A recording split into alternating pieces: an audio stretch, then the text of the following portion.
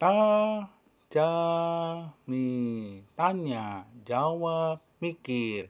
Tajami terus pikiran Anda dengan kebenaran firman Tuhan dan itu yang akan mengubahkan hidup Anda. Injil di dalam Alkitab bukanlah Injil di dalam kitab saudara kita. Ini yang dikatakan oleh saudara kita. Ya, dia katakan demikian. Yang disebut Injil, 4 kitab di dalam Kristen, Injil di dalam Alkitab, Matius, Markus, Lukas, dan Yohanes. Jangan sebut Injil, tetapi Gospel. Dari kata gospel yang berarti perkataan Tuhan. Jadi benarkah apa yang dikatakannya? Cerdaslah dalam beriman dan temukan kebenarannya. Yang pertama, betul apa yang dikatakan saudara kita. Injil yang kami percayai Kristen bukanlah Injil seperti yang dimaksud oleh kitab saudara kita. Rupanya dia sudah menyadari dan dia sudah mengakui Injil, apalagi kalau dia katakan dari kata gospel yang berarti perkataan Tuhan, walaupun diartikan secara bebas, dia mengakui Injil kami adalah perkataan Tuhan. Yang kedua, jadi sebenarnya apa yang disebut Injil dalam kitab saudara kita?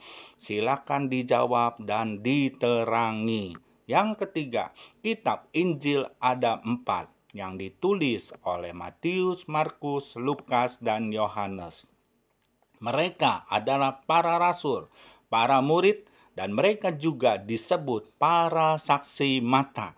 Mereka yang selalu bersama-sama dengan Yesus, mereka yang melihat dengan mata sendiri, dan mereka yang tahu apa yang dikerjakan dan diperbuat oleh Yesus, dan mereka menuliskannya dan menjadikan kitab Injil.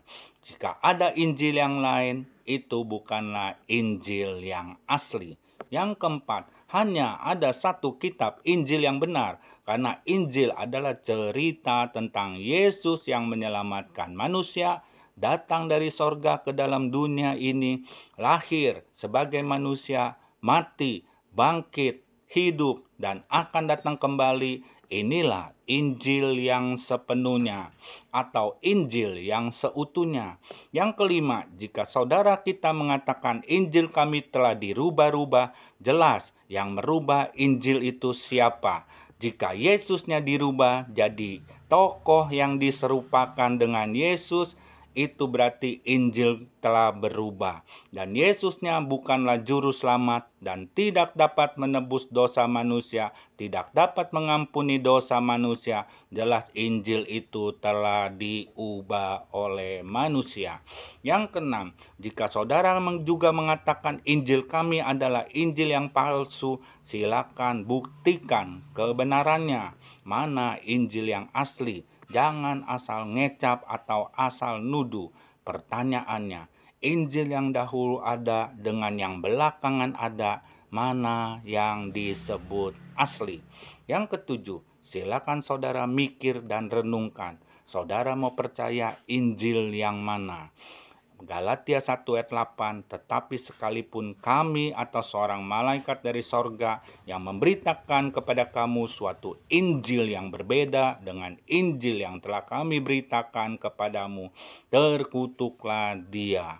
Jadi Injil kami adalah Yesus datang ke dalam dunia dengan kasih-Nya untuk menyelamatkan semua manusia dan menebus dosa-dosa, mati di atas kayu salib.